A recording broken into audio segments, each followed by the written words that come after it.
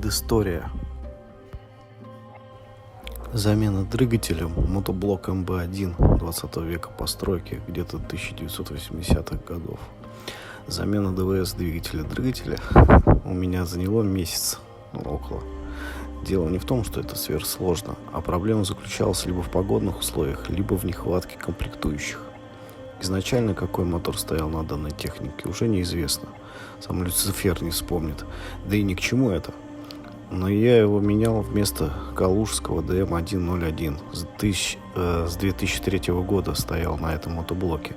Он прослужил до конца лета 2020 года. Но надо заметить, что эксплуатация только летняя, теплая.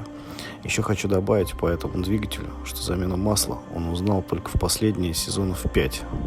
А до этого его мучили все, кому не лень, с маслом, что залили при установке. Но это уже отдельная история, кто такие, кому не лень и почему не менялось масло. Скажу, что калужское сердце билось бы и до сих пор, если бы его обслуживали вовремя. Выбор ДВС. Форза или Фан. Изначально хотел взять Форза или Лифан 168F, 170F модели. 6,5 и 7 лошадиных сил, соответственно. Но случилось то, что когда наступила пора покупать двигатель, их нигде почти не стало. И тут попалась китайская Honda GX240. С нее все и лепят Форза, Лифаны и прочее, не китайской, естественно, так как стоимость явно не Honda. Но и по другим причинам.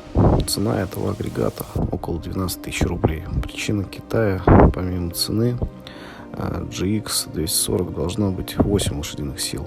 И на блоке должна быть маркировка 173F. У меня же 170F. 170F у Honda это GX 210 с теми же 7 лошадиными силами. Короче, китайцы намудрили. И сколько пони реального мотора, неизвестно. Но подозреваю, что 7. И есть еще отличия. Походу, может, о них скажу. В итоге куплен был китайский Honda GX 240.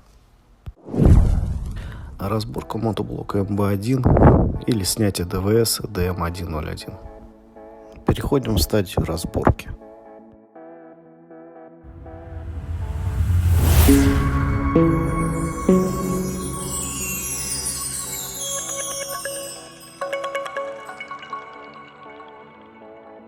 Первое. Сливаем масло. Пока сливается масло, снимаем кожух защиты ремня. Прежде чем снять ременной механизм, рекомендую все это сфотографировать, чтобы упростить себе жизнь при сборке. Второе. Отсоединяем трос газа от мотора. Третье. Снимаем ремни вместе с роликами и тяги передней и задней передачи. Четвертое. Откручиваем 4 болта к креплению мотора и демонтируем его. Здесь все просто.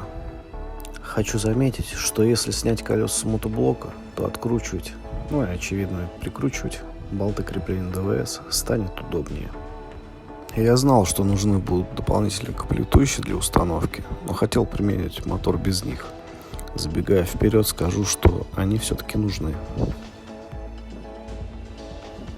Первые выходные закончились. Конец первой части. Продолжение следует. Подписывайтесь на канал, ставьте лайк и не забывайте про колокольчик.